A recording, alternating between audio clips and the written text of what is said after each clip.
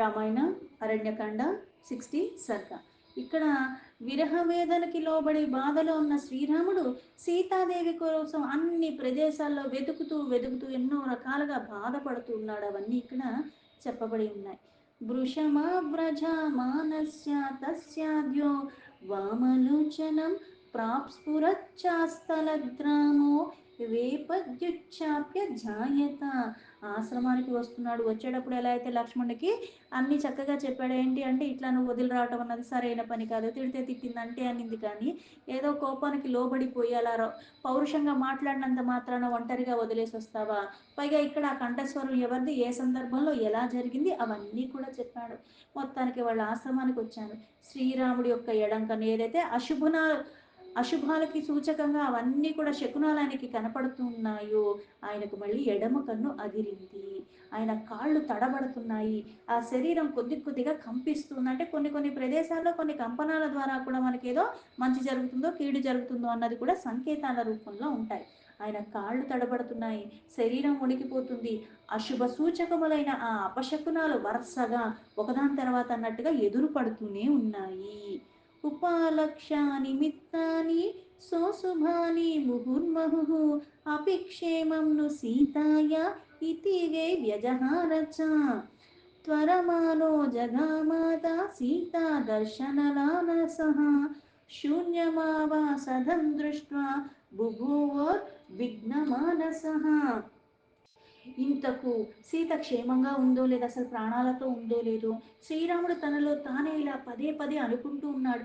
ఈ చిహ్నాలన్నీ కూడా వరుస వరుసగా ఆ సూచకాలన్నీ చూస్తున్నాడు. ఒకదానికొకటి అన్నట్టుగా ఇంకా అనుమానం అన్నది బలపడిపోయేలాగా ఉన్నది. పైగా సీతను చూడలేనేమో, అదే సీతను ఇంకెప్పుడు చూడగలను, ఎక్కడుందో ఏంటో తహతహలాడిపోతున్నాడు. త్వరగా అడుగులేసుకుని అయితే ఆశ్రమానికి వచ్చేసాడు. కానీ ఆవిడ ఎక్కడా కనపట్లేదు. ఆవిడ కోసం ఆయన అంతా కూడా ఆ మనస్సు ఇంకా ఉద్వేగానికి లోబడిపోతుంది. ఏ కీడునైతే శంకిస్తున్నాడో అది జరిగిపోయిందో, అసలు ప్రాణాలతో ఉందో, ఎవరన్నా పట్టుకెళ్ళిపోయారో, ఏం జరిగిందో అని పాపం బాగా బాధకి ఉద్వేగానికి లోబడి ఉన్నాడు శ్రీరాముడు. ఉద్భ్రమన్నీవ వేగేన వీక్షిపన్ రఘునందనః తత్ర తత్రోట జస్థానం అభివీక్ష సమంతతః. అంతటా రాముడు త్వరగా పెద్ద పెద్ద అడుగులు వేసుకుంటూ ఆ చేతుల్ని అటు ఇటు ఊపుకుంటూ కదులుస్తూ ఆ పర్ణశాల చుట్టూ ఆ ప్రదేశం అంతా కూడా బాగా వెతికేశాడు. గాలించి వెతికినట్టుగా వెతికాడు. కానీ లేని వాళ్ళు ఎక్కడి నుంచి కనపడతారు, ఎంత ఎతికితే మటుకు. దదర్శ పర్ణశాలాం చ రహితాం సీతయా తథా శ్రియా విరహితాం ద్వస్త్వాం హేమంతే పద్మినీమివ. కానీ ఆ సీత మాత్రం ఎక్కడా కనపట్లేదు. ఆ సీత లేని పర్ణశాల ఆయనకి ఎక్కడా కూడా నచ్చట్లేదు. అందుకు చాలా ఇబ్బందిగా ఉన్నది. ఎలా అయితే హేమంత ఋతువులో ఆ మంచుకి దెబ్బతిన్న కమలం ఎలా అయితే ముడుచుకుపోయి ఉంటుందో, వెలవెలబోతూ ఉంటుందో, అలాగే నీటిలో ఉన్న చేపను తీసుకుని బయటకు వెళ్తే ఎలా అయితే కొట్టుమిట్టాడుతూ ఉంటుందో, అట్లా ఉన్నాడు ఆ రాముడు. రుదంతమివ వృక్షేశ్చ మ్లాన పుష్ప మృగద్విజం శ్రియా విహీనం విధ్వస్తం సంత్యక్త వనదేవతం.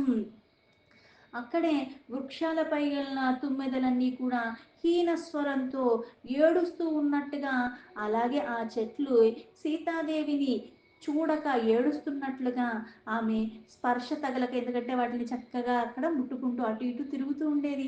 అవి దూరమైన కారణంగా పువ్వులు కూడా వాడిపోయినట్టుగా, అంతలా అవి కూడా బాధను ఆ సంతాపాన్ని వ్యక్తపరుస్తున్నట్టుగా ఉన్నది. జీవులు జింకలు ఇవన్నీ ఉన్నాయి, పక్షులు కూడా అవి కూడా ముఖాలు చిన్నబుచ్చుకుని ఉన్నాయి. అలాగే వనదేవతలందరూ కూడా ఆ ప్రదేశాన్ని విడిచి వెళ్ళిపోయినట్టుగా, అంటే అక్కడ కాస్త ఎలా అయితే రాముడు అయోధ్య నుంచి వదిలేసి ఇట్లా వనవాసానికి వచ్చినప్పుడు అక్కడ ఉన్నవన్నీ కూడా వాడిపోయి ఆ బాధను వ్యక్తపరిచాయో, అట్లాంటి పరిస్థితులు ఇక్కడ కూడా దాపరించాయి. అన్నీ అక్కడి నుంచి విడిచి వెళ్ళిపోయినట్టుగా, కాంతిహీనంగా ఆ ప్రదేశం అంతా కూడా పాడుబడినట్లుగా అయిపోయింది. సీతాదేవిని ఇట్లా ఆ సన్యాస రూపంలో వచ్చిన రావణాసుడు అక్కడ ఆవిడ పైగా ఏవైతే సమర్పించి ఉందో, ఆయన వచ్చాక అతిథి మర్యాదలు అన్నీ చేసింది. అక్కడ ఉన్న జింక చర్మము, దర్భలు ఇవన్నీ కూడా అక్కడ కనిపిస్తున్నాయి. విప్రకీర్ణ జీనకుసం విప్రవిద్ భృసీకటం దృష్ట్వా శూన్యం నిజస్థానం విలలాప పునః పునః. అయితే అక్కడ మళ్ళీ అంటే ఇవన్నీ అతిథి మర్యాదలు చేయడానికి అవన్నీ తీసినందుకు నా ఈ ముందు ఎక్కడ ఉండాలో అక్కడ లేవు. యథాస్థానంలో లేవు. అందుకే ఇక్కడ ఎవరో వచ్చి సీతాదేవిని అపహరించుకుని వెళ్ళారు. ఆ సందర్భాన్ని బట్టి అతడు తప్పించుకోవటానికి ఇట్లాంటి ప్రయత్నాలయ్యో చేసుంటాడు. అందుకే అక్కడ ఆసనములు, చాపలు ఇవన్నీ కూడా చల్లా చెదరై పడి ఉన్నట్టుగా గమనించాడు. సీతాదేవి ఎడబాటుతో ఆ ప్రదేశం అంతా కూడా శోభ తగ్గిపోయి అలా తన ఆశ్రమ ప్రదేశాన్ని చూసి శ్రీరాముడు ఇంకా ఇంకా విలపిస్తున్నాడు. వృథా మృతా వా నష్టా వా భక్షితా వా భవిష్యతి నిలీనాప్యతా వా భీరుః అథవా వనమాశ్రిత. సీతని ఎవరైనా అపహరించుకుని వెళ్ళిపోయారా, చంపేశారా, లేకపోతే ఇంకేమన్నా చేశారా, నన్ను ఆట పట్టించటానికి ఆమె ఎక్కడికైనా పోని వెళ్ళి దాక్కుందా, ఎవరునూ తోడు లేకపోతే భయపడిపోయేది, అట్లాంటిది ఎవరు కంటపడకుండా వనముల్లో అలా ఎలా తిరుగుతున్నది, పోని ఎక్కడికన్నా వెళ్ళి నాతో పరాచకాలాడుతుందా అని. గతా విచేతుం పుష్పాని ఫలన్యాపి చ వా పునః అథవా పద్మినిం యాత జలార్థం వా నదిం గతా. పోనీ పువ్వులు పండ్లను తీసుకురావడానికి ఎక్కడికైనా వెళ్ళిందేమో, లేకపోతే స్నానం చేయటానికి ఆ సరస్సుకు వెళ్ళిందేమో, లేకపోతే ఆ జలముల్ని తీసుకురావటానికి నదికి వెళ్ళిందేమో అని ఇన్ని రకాలుగా ఆలోచనలో పడిపోయాడు శ్రీరాముడు. యాత్నాన్ మృగయా మానస్తు నాససాధా వనే ప్రియాం శోకరక్తే క్షణః శోకాత్ ఉన్మత్త ఇవ లక్ష్యతే. శ్రీరాముడు ఎంతగా వెతికినా సీత జాడ తెలియట్లేదు. ఆ శోకం పెరిగిపోయింది. ఆయన ఊహించినట్టు ఏదో అయిపోయిందని ఆయన కన్నులు ఎర్రగా అయిపోయినాయి. శరీరం అంతా కూడా బాధకి లోబడిపోతుంది. ఆ సీతాదేవి కోసం ఉన్మత్తులాగా కనబడట్లేదని ఈయన అక్కడ తడబడిపోతున్నట్టుగా భయం అన్నీ కూడా ఆవరించి ఉన్నాయి. వృక్షాద్వృక్షం ప్రధావంసాన్ గిరేచ్ఛాద్రిం నధాన్నధిం బభూవ విలపన్ రామః శోకార్ణవ పరిప్లూతః. ఆ సీతాదేవి కొరకు చెట్టుని, పుట్టని, కొండను, కోనను, నదిల్ని అట్లన్నిటిని పరుగులు తీస్తూ గాలిస్తున్నాడు. ఆమె కనబడకపోయేసరికి ఆయన శోక సాగరంలో మునిగిపోయాడు. अपि कश्चित् त्वया दृष्टा सा कदम्ब प्रिया प्रिया కదంబ యది జానీషే శంససీతాం శుభాననాం. ఓ కడిమి చెట్ట అంటే అక్కడ ఉన్న చెట్లను కూడా అడుగుతున్నాడు. నాకు ప్రాణానికి ప్రాణమైన సీతాదేవి ఇక్కడ పరమ ప్రీతి కదా, అలాగే నీ పువ్వులకి నీకు ఎలా అయితే ఉన్నాయో నాకు సీత కూడా అంత ప్రీతి, పైగా నీ పువ్వులంటే కూడా ఆవిడకి ఎంతో ఇష్టం కదా, అక్కడ నీకు కనబడితే నాకు చెప్పు, నువ్వు చూసావా అని మళ్ళీ అక్కడున్న మారేడు చెట్టుని అడుగుతున్నాడు. అంటే అక్కడున్న ప్రతి చెట్టుని పువ్వుని కూడా నువ్వు చూసావా సీతని, నువ్వు చూసావా సీతని అని. స్నిగ్ధ పల్లవ సంకాస పీత కౌసేయవాసిని శంసస్వాయదీవా దృష్ట బిల్వా బిల్వోపమస్తని. అలాగే ఆ మారేడు చెట్టుని అడిగాడు. పద్మిని జాతికి చెందిన నా సీత, ఎలా అయితే నాలుగు పద్మిని, శాకిని, ఢాకిని అంటారు. అంటే ఒక్కొక్క లక్షణాలు బట్టి ఇలా అన్ని సంపన్నంగా ఉన్న సుగుణాలతో ఉన్న సీత. అందుకే పద్మిని జాతికి చెందిన నా సీత, చిగురుటాకుల్లాగా కోమలమైనది నా సీత, పట్టు పీతాంబరాలు వస్త్రాలు ధరించి ఉన్న నా సీత నాకు కనపట్లేదు, నువ్వేమన్నా చూసావా, నీకు కనిపిస్తే నాకు చెప్పవా అని అడుగుతున్నాడు. అతమార్జున శంసత్వం ప్రియాంతాం అర్జున ప్రియాం జనకస్య సూత భీరుహు యది జీవతి మానవా. ఓ తెల్ల మద్ది వృక్షమా, నా ధర్మపత్ని అయిన సీత, నీపై గల ప్రేమ అపారం కదా, పైగా భయస్వరూపం కలిగి ఉన్నది, నా జానికి బ్రతికే ఉంది కదా, లేకపోతే ఆవిడ మరణిస్తుందంటే ఆ విషయాన్నన్నా నాకు చెప్పు అని అడుగుతున్నాడు. కకుభః కకుభూరుం తాం వ్యక్తం జానాతి మైథిలీం యదా పల్లవ పుష్పాఢ్యో భాతి హ్యేషా వనస్పతి. వనస్పతి అయిన అంటే ఎర్ర మద్ది వృక్షాన్ని చక్కగా చిగుర్లు వేసి ఇక్కడ మొగ్గ తడిగి ఉన్నావు, పువ్వులతో కనువిందుగా కనిపిస్తూ ఉన్నావు, దీనిని బట్టి చూస్తే అంటే చక్కని సౌభాగ్యమాలతో ఉన్నావు. సీతాదేవిని వనస్పతి వృక్షాన్ని చూస్తూ ఎప్పుడూ ఉంటుంది, లేకపోతే అంటే నువ్వు చూసావా, సీత ఎటైనా వెళ్ళిందా, సీతకి ఏమన్నా అయ్యిందా, ఎవరైనా ఏమన్నా చేశారా, నువ్వు ఎప్పుడు పుష్పాలతో కలకల్లాడుతూ ఉన్నావు, అంటే ఎప్పుడూ పుష్పాలతో కలకల్లాడుతూ ఉన్న ఇటువంటి వృక్షాలు కూడా వాటి బాధను వ్యక్తపరుస్తూ ఎలా అయితే ఆ పశువులు కూడా దీనస్వరంతో అరుస్తున్నాయో, ఆ సహజమైన వృక్షము అక్కడ పుష్పాలు లేకుండా అలా ఉంటూ ఉంటే ఎలా ఉంటుంది, దానికి విరుద్ధంగా ఉంది. సీత చూసిన సంతోషంలో సహజమైన స్వభావాన్ని అధిగమించి ఇంకా ఎక్కువగా మంచిగా ఉన్నట్టుగా ఉండేదానివి, శోభాలతో కలకల్లాడుతూ ఉండేదానివి. ఇప్పుడు నువ్వు కూడా ఏదో జరిగినట్టుగా ఏ దిక్కుకు వెళ్ళిందో కనీసం నువ్వన్నా చూసావా అని అడుగుతున్నాడు. భ్రమరేరుపా గీతశ్చాయత ద్రున్నవరోప్యయం ఏష వ్యక్తం విజానాతి తిలకస్తిలక ప్రియాం. సీతాదేవి అంటే ఎర్ర గోరింట కంటే సీతాదేవికి చాలా ఇష్టం. అయితే పుష్పాలతో సీతకి మక్కువ ఎక్కువ. చెట్లలో శ్రేష్టమైన ఇట్లాంటి వృక్షాలను చూస్తూ సంతోషంగా ఉంటుంది. అలాగైతే పువ్వులు ఎక్కువగా సువాసన భరితమైన దగ్గరికి ఎలా అయితే భ్రమరాలు వస్తాయో అవి చక్కగా వినిపిస్తూ ఉంటాయి. అందువలన సీతాదేవి తప్పక ఇవి చూసే ఉంటాయి, ఆవిడికి ఏమైందో అని అనుకున్నాడు. అందుకుని వాటిని అడుగుతున్నాడు. అశోక శోకాపానుధ శోకోపహత చేతసం త్వాన్నామానం కురు క్షిప్రం ప్రియా సందర్శనేన మాం. ఆ అశోక వృక్షమా, నువ్వు ఎప్పుడూ కూడా అందరి శోకాన్ని తొలగిస్తూ ఉంటావే, వాళ్ళకి సంతోషాన్ని ఇస్తూ ఉంటావే. భార్య యొక్క ఎడబాటులో ఇంతలాగా పరితపిస్తున్న నాకు వెంటనే సీతదాడని చెప్పవా, నాకు ఈ శోకం నుంచి దూరం చెయ్యవా, నన్ను ఈ శోకాన్ని జయించేలాగా సీత ఎక్కడుందో నాకు చెప్పవా అన్నాడు. యది తాళా త్వయా దృష్టా పక్వతాళా ఫలస్తని కదయస్వ వరారోహం కారుణ్యం యది తే మయి. ఓ తాళ వృక్షమా, పండిన ఆ పళ్ళతో చక్కగా సౌభాగ్యంతో ఉన్న సీతాదేవి నువ్వు చూసావా, నాపై కనికరించి కనీసం నువ్వన్నా చెప్పు, ఆవిడ సమాచారాన్ని నువ్వన్నా నాకు అందచెయ్యి అని. యది దృష్టా త్వయా సీత జంబూ జంబు ఫలోపమా ప్రియాం యది విజానీషే నిశ్శంకం కథయస్వమే. నువ్వు గనుక నా సీతని చూసుంటే ఆ జాడ నాకు చెప్పవు. నేరేడు చెట్ట, ఇలా సీతాదేవికి నేరేడు పళ్ళంటే ఎంతో ఇష్టము. అయితే ఆ పండ్లతో నిలవగా ఉన్నావు, ఎంతో శోభాయమానంగా ఉన్నావు, నీకన్నా కనిపించిందా, కనీసం నువ్వు నా సీతని చూస్తే ఆ జాడ నాకు చెప్పవా, ఆ సమాచారాన్ని నాకు దాచకుండా నాకు త్వరగా చెప్పు అని. అహో త్వం కర్ణికారాధ్యాసు పుష్పేహ శోభసే వృషం కర్ణికార ప్రియా సాధ్వి శంసదృష్టా ప్రియాయది. ఓ గన్నేరు వృక్షమా, పరమ పతివ్రత అయిన నా భార్య ఇటువంటి సీత, నీవంటే కూడా ఆవిడకి చాలా ఇష్టమే. నువ్వు చక్కని పూలతో శోభాయమానంగా ఉంటావు, ఒకవేళ నీకు కనపడిందా సీత, అయితే నాకు ఆవిడ జాడ నువ్వన్నా చెప్పవా, నాకు చెప్పి పుణ్యం కట్టుకో అని వేడుకుంటున్నాడు. చూతనీప మహాసానాన్ పనసానాన్ కురు బాంధవాన్ దాడిమానససాన్ గత్వా దృష్ట్వా రామో మహాయశః.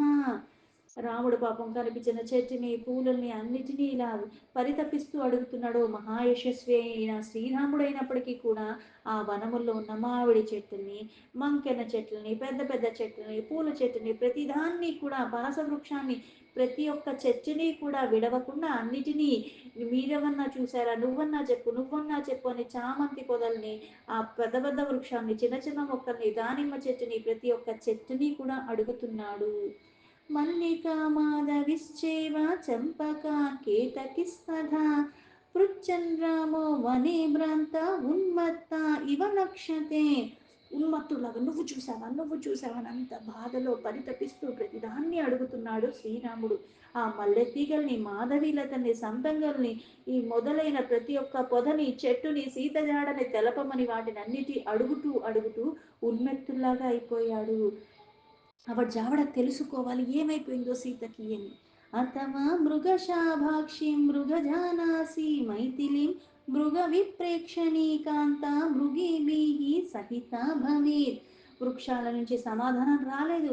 ఇంకా శ్రీరాముడు అక్కడ కనిపించిన మృగాన్ని, అలాగే ఓ హరిని, ఓ జింక పిల్లని అందరినీ చూస్తూ వాటిని అన్నిటినీ నువ్వన్నా చూసావా, సీతజాడ నీకన్నా తెలుసా, అందమైన చూపులతో ఉన్నావు, అందుకుని ఆ లేడి పిల్లవి, అందుకుని నా భార్య అయిన సీతాదేవి జాడ నువ్వు చెప్తావా, నువ్వు చూసావా, ఎక్కడికన్నా ఎవరన్నా తీసుకెళ్లారా, ఏమైంది అని.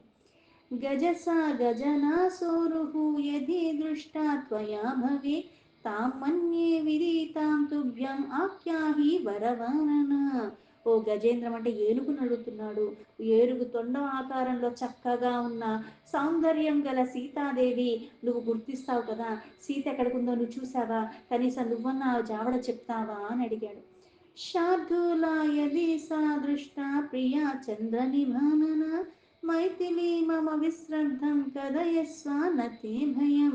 ఓ పెద్ద పులి అంటే ఏ మృగాన్ని కూడా వదలకుండా భయపడవలసిన పనులు అంటే నిన్ను చంపను, కానీ ఎందుకు ధనస్సు ఇవన్నీ పెట్టుకునే ఉన్నాడు, వేటాడటానికి వచ్చినట్టు అనిపిస్తుంది, కానీ ఇక్కడ నేను నా భార్య యొక్క జాడ కోసం అడుగుతున్నాను, అందుకు నువ్వు భయపడకు, నేను చెయ్యను, నన్ను నమ్ము. చంద్రుల్లాగా ఆహ్లాదకరమైన ముఖం కలిగి ఉన్న నా ధర్మపత్ని అయిన సీత నాకు కనబట్లేనందుకుని నువ్వు నిర్భయంగా చెప్పు, నీకేమన్నా కనపడిందా, నువ్వేమన్నా చూసావా. किन्दावसि प्रिये दूरं दृष्ट्वासि कमलीक्षणे వృక్షే రాచ్ఛాద్య చాత్మానం కిం వా న ప్రతిభాషసే. కమలం వంటి కన్నులు కలిగిన నా ప్రియమైన భార్య, నువ్వు దూరంగా ఉండి అంటే ఎందుకు దూరంగా పారిపోతున్నావు, నేను అడిగిన దానికి సమాధానం చెప్పు, నేను చెయ్యను. అలాగే ఇక్కడ ఎందుకు చెట్టు అటున దాక్కుంటున్నావు నాకు చెప్పు అని వాటిని కూడా అడుగుతున్నాడు. తిష్ట తిష్ట వరారోహే నత్తే అస్తి కరుణామయ నాత్యర్థం హాస్యశీలాసి కిమర్థం మాముపేక్షసే. నన్నెందుకు అంటే సమాధానం ఎందుకు చెప్పట్లేదు, ఒకసారి ఆగు, నన్ను కనికరించు. ఎవ్వరికి కూడా నీ స్వభావం అంటే ప్రతిదాన్ని కూడా అంతలాగా అడుగుతూ ఉన్నాడు. ఆ కమలం వంటి కన్నులు కలిగిన నా భార్య అంటే నా భార్య ఎటువంటిది, నా భార్య భయ స్వభావం, నువ్వు చూసావా, నన్ను ఉపేక్షించకుండా ఎవరో ఒకళ్ళు సమాధానం చెప్పండి అని. पीतकौसेयकेनासि सूचिता वरवर्णिनी दावन्त्यपि मया दृष्टा తిష్టయద్యస్తి సౌహృదం. ఓ శుభంగి, నువ్వు పరిగెత్తుతున్నావే, నువ్వు ధరించిన పట్టు పీతాంబరాల బట్టి నిన్ను నేను గుర్తించలేను, అందుకే ఏ మాత్రము ఆదర అభిమానాలున్నా సరే ఇంకా ఆపి నాకు నువ్వన్నా సమాధానం చెప్పు అని. నైవ సా నూనమతవా హింసిత చారుహాసిని కృత్యం ప్రాప్తం నమానూనం యథోపేక్షితుమర్హతి. నేను ఇంతవరకు కూడా భ్రమకు లోబడి ఉన్నాను, నిజంగానే ఆమె ప్రాణాలతో మిగలలేదేమో, అందుకే వీళ్ళెవరూ సమాధానం చెప్పట్లేదు. ఎప్పుడు చిరునవ్వుతో ఉండేది, ఆమెను రాక్షసులు చంపేసి ఉంటారు, లేకపోతే ఇట్లాంటి కష్టస్థితిలో ఉన్న నన్ను ఎప్పుడూ కూడా ఉపేక్షించదు ఆవిడ. ఇక్కడ ఎక్కడన్నా ఉండుంటే ఇంతలా పరాచకాలు ఆడదు, వచ్చేసి ఉంటుంది, ఏ చెట్టును దాకుందో, లేకపోతే ఎటు ఇటు నేను ఇటు వస్తున్నాను అటు వెళ్తుందనేమో అని ఒక్క నిమిషం అనుకున్నాడు, కానీ ఇంతలాగా నన్ను బాధకి గురి చెయ్యదు సీత, నిజంగా జీవించి ఉండి ఇక్కడెక్కడెక్కడన్నా ఉంటే ఈ పాటికి వచ్చేసేది, కానీ నిజంగా రాక్షసుడు తినేసి ఉంటారు, ఆ కారణం చేతనే ఈవిడిక రావట్లేదు అనుకున్నాడు. వ్యక్తం సా భక్షితా బాలా రాక్షసేహ పిశితాశనేహ విభజ్యాంగాని సర్వాణి మయా విరహిత ప్రియ. నా ప్రియురాలివి, నాకు ప్రాణానికంటే ప్రాణమైన దానివి, పైగా అమాయకురాలివి, నాకు దూరమై ఒంటరిగా నువ్వు ఉండలేవు, మాంసభక్షకులైన రాక్షసులు మేమెవరూ లేవని చూసుకుని నిన్ను ముక్కలు ముక్కలు చేసుకుని తినేసి ఉంటారు, అదే నిజమై ఉంటుందేమో అని. నూనం తచ్చుబదం తోష్టం సునాసం చారుకుండలం పూర్ణచంద్రమివాగ్రస్తం ముఖం నిష్ప్రభాతం గతం. ఆమె ముఖం చక్కని పలువరుస, అలాగే చూసే కొద్దీ చూడాలనిపించేలాగా అందమైన ముక్కు మూతి ఇట్లాంటివన్నీ కలిగి ఉన్న సీత, పైగా ఆవిడ ధరించే చెవులకు పెట్టుకునే కుండలములు కూడా చూడ ముచ్చటగా అనిపిస్తాయి, అలాగే ఆమె కూడా ఆ నిండు చంద్రుడిలాగా ఎప్పుడూ కాంతివంతంగానే ఉంటుంది. సాహి చంపక వర్ణాభ గ్రీవా గ్రీవేయ శోభిత కోమల విలపంత్యాస్తు కాంతాయ భక్షిత శుభ. తోడు లేక ఒంటరిగా విలపిస్తున్న సీతాదేవిని ఇలా కంఠహారాలతో విలసిల్లుతూ ఎంతో సుకుమారంగా ఉన్న సీతాదేవిని, మనోజ్ఞమైన ఆ సీతాదేవిని, ఆమె కంఠాన్ని భక్షింపబడి ఉండును అంటే అటువంటి హారాలు ధరించి అటువంటి సౌభాగ్య చిహ్నాలుగా ఉండే ఆ సీతాదేవిని రాక్షసుడు భక్షించి ఉంటారు అని. నూనం విక్షిప్యమానోతో బాహు పల్లవ కోమలో భక్షితో వేపమానాగ్రో గ్రహస్థ భరణం గదో.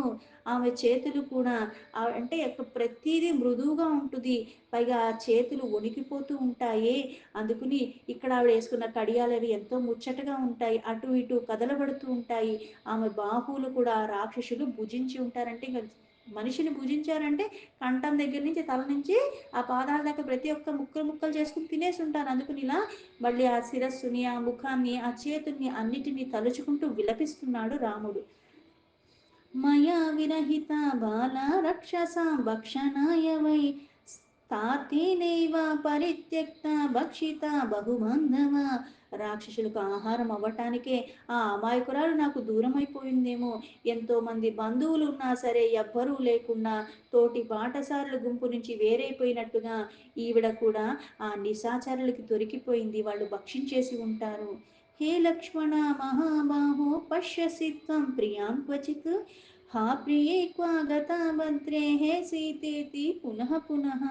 అయ్యో మహాబాహుడైన లక్ష్మణ, నా ప్రాణానికి ప్రాణమైన నా సీత నువ్వు ఇలా వదిలేసి వచ్చేసావు, పైగా నువ్వన్నా చూసావా అని పాపం వీళ్ళందరినీ అడిగి అడిగి చివరికి లక్ష్మణునికి చెప్పుకుంటూ మళ్ళీ బాధకి లోబైపడుతున్నాడు.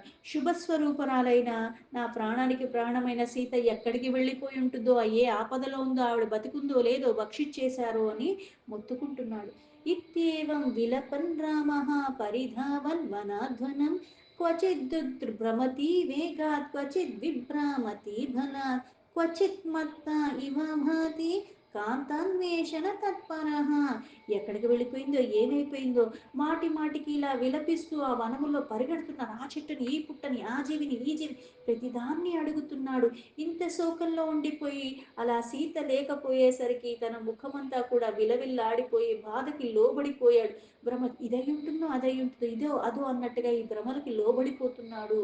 అందుకని ఇక్కడ ఉపమానం లేకుండా ప్రతి ఒక్క దాన్ని చూసి ఆ ప్రభావం మళ్ళీ సీతే గుర్తుకొస్తూ సీత ఇక్కడ నడిచేది, సీత అక్కడ నడిచేది అనుకుంటూ అలా ఉన్మత్తుల్లాగా తిరుగుతున్నాడు రాముడు. సవనాని నది శైనాన్ గిరి ప్రసరవాణి చ కాననాని చ వేగేన భ్రమత్యా పరిసంస్థిత. చిన్న చిన్న వనముల్లో అక్కడున్న కింకనరణ్య నదులు, కొండలు అన్నిటినీ కూడా ప్రవహించే సలయర్లు కూడా అక్కడ ఎక్కడా ఏది నిలకడ లేకుండా అంతా తిరుగుతూ తిరుగుతూ ప్రతిదాన్ని అడుగుతున్నాడు రాముడు. తథా సాగత్వా విపులం మహద్వనం పరిత్యా సర్వం త్వధా మైథిలిం ప్రతి అనిష్టతా సహసా చకార మార్గేణే పునః ప్రియాయాః పరమం పరిశ్రమం. శ్రీరాముడు ఇంతలాగా విశాలమైన దట్టమైన అడవుల్లో కూడా అంత సీతాదేవి కోసం వెతుకుతూ పదే పదే తిరిగిన ప్రదేశానికి మళ్ళీ తిరుగుతూ అలా విలపిస్తూ అలిసిపోయాడు. అయినా సరే స్పృహలోనే ఉంటూ అతను ప్రాణానికి ప్రాణమైన సీత కోసం వెతుకుతూనే ఉన్నాడు. సతమత పడిపోతున్నాడు. ఇదయ్యిందో, అదయ్యిందో, ఏమైందో, ఎక్కడికి తీసుకెళ్ళిపోయారో, ఇంకేం జరిగిందో, ఎవరు భక్షించేశారో ఏమిటో అన్నట్టుగా. దీంతో వాల్మీకి మహర్షి విరచితమైన ఆది కావ్యమైన శ్రీమద్ రామాయణంలో అరణ్యకాండలో 60 సర్గా సంపూర్ణం.